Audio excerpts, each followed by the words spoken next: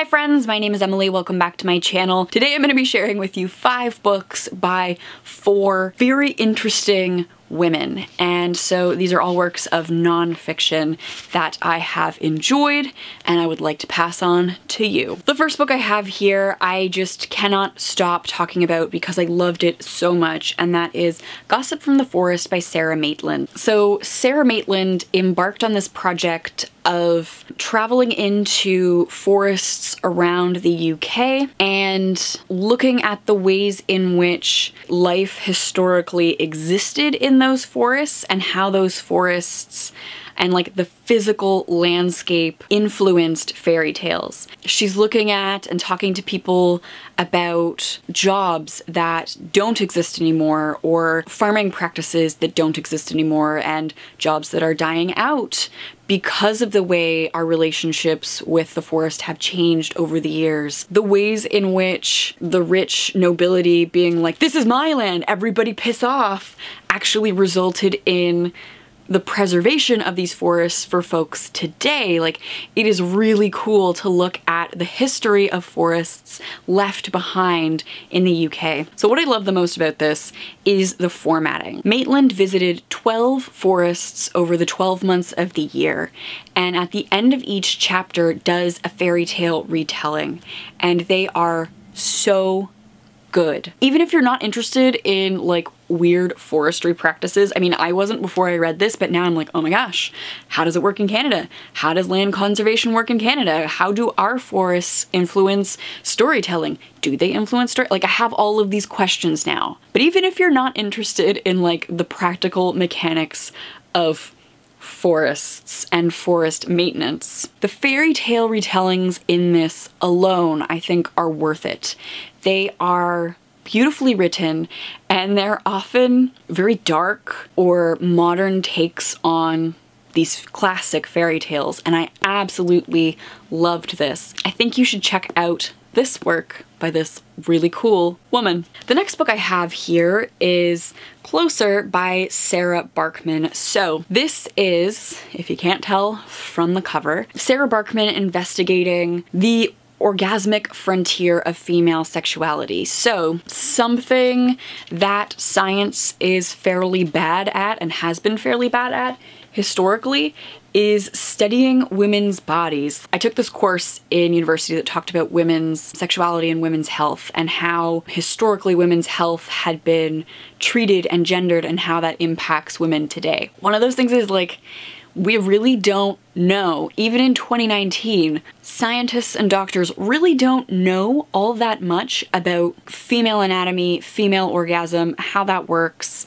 why it works. This book is looking at just up-to-date research, and I found it really interesting because I had taken that course in my 3rd year of university, I believe, so we're looking at 2013, I think. Ooh, just found a stack of Post-its. That's very exciting. And so this came out in 2016, and already some of the information that we'd been reading about in up-to-date academic articles has changed to 2016. From like 2012, 2013 to 2016, there has already been some updates. We're now 3 years out. This book is 3 years out of date again, but I think it's also really interesting to read and to start to think about this, because historically the way we have thought about gender and sexuality and pleasure has dramatically affected how women today live that experience, like live their lives. It's really good, it's really interesting, and I would recommend it. So I actually have 2 books here to recommend, and they are From Here to Eternity and The Smoke It's in Your Eyes, both by Doughty. Doughty is a mortician and death positive activist and YouTuber. Links to her stuff will be down below. She is phenomenal. Last year, I really got sucked into thinking about death and thinking about what happens after life, thinking about what I would want done with my body. So basically what both books are doing is trying to get people comfortable with the idea that it is perfectly natural to die and to decompose and to have rituals around death. From Here to Eternity explores those death rituals from different cultures all around the world and looks at how other cultures have different death practices that make death less of like a scary, mysterious thing and more like a natural part of life. And so this book is sort of asking you to think about standard funeral practices, like pump the body full of chemicals so it never rots, throw it in a casket with a rubber seal so that the bacteria won't get into it, throw it in a concrete or metal-lined vault in the ground, how far removed the body is from nature and from, like, we're putting cancer-causing chemicals into the ground should it leak out of that vault because the things that go into an embalmed body are not great. But then we're also putting like a lot of resources and money literally into the ground, giving nothing back to the environment, right? And I mean, it's all for nothing anyway, because the bacteria that the funeral industry is saying that you're protecting a corpse from, it all exists on your insides. It exists in your guts.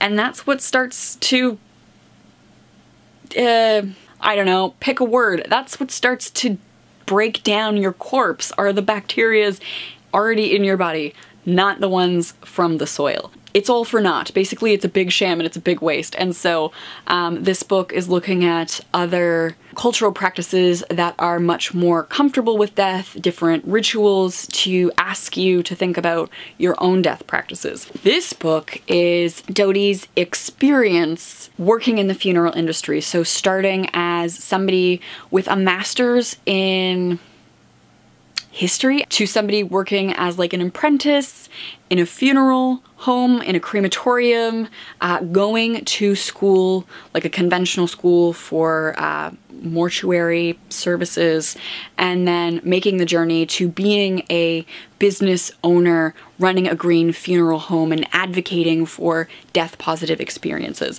And I just think these two books changed the way I think about death quite a bit. They have changed what I want done with my own body when I die. They have sparked conversations with myself and folks in my life so that should something happen, I know what their wishes are, and it's not just me being like, well, I don't know, let's just throw them in a box. Let's do the conventional thing now that I'm grieving. Let's let the funeral home take complete advantage of me. I feel prepared and I feel invested in like the future of the planet. These just changed the way I think about so much, so I would highly recommend these. That was a very, very long rant. The last book I have here, very cool travel memoir, I guess, is Names for the Sea, Strangers in Iceland by Sara Moss. So Sara Moss is an academic. She is based in the UK, and this is her account of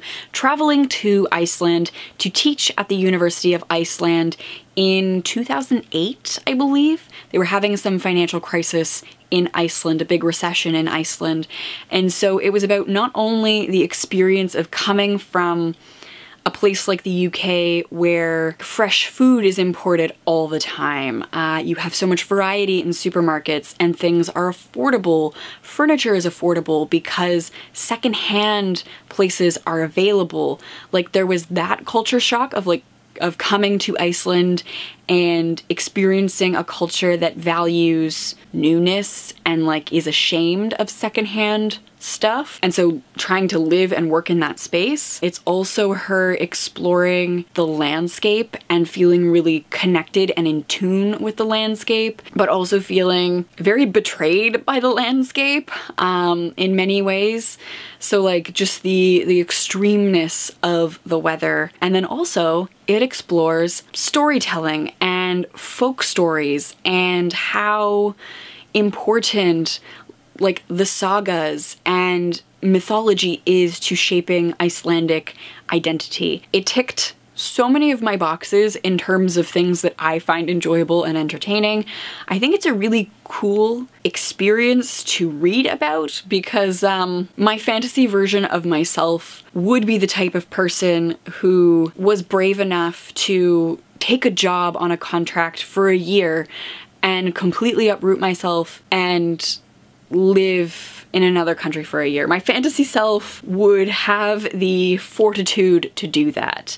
The reality right now is I am much too anxious to do that. I think that would be a disaster at this point in time in my life. Basically, Sara Moss is living my fantasy self life. Iceland is one of those places that I've always wanted to travel, so it was cool to see somebody reflect on not being a tourist, but not being a local, being in that in-between state of foreigner and what it was like to live like that for a year. Will admit that I am not big on travel fiction and I am not big on memoir or biography. Like, it's not something that I read a lot of, and the ones that I do pick up because they sound interesting, I often don't click with. This, I super clicked with. I wonder if you're also sort of in the same boat as me and you're not that big on memoirs by people you're not already emotionally attached to. If this would work for you just because of the cultural exploration and storytelling elements. So these are 5 books by 4 phenomenal women that I highly recommend if you are looking to pick up something new, something non-fiction-y during the month of March. Consider one of these. So before we go, I'd like to thank my patrons. Thank you, patrons, for making this video and future long-form videos possible. I really appreciate your support. If you are interested in becoming a patron, links for that will be down below. So let me know your thoughts on these books. Have you read any of them? Have you read any books in a similar vein that you think I will enjoy? Leave me any recommendations that you have down below. I would much appreciate that as well. And let's just chat. Let's chat in the comments about phenomenal women writing nonfiction. Thank you guys so much for watching, and I will see you again soon. Bye.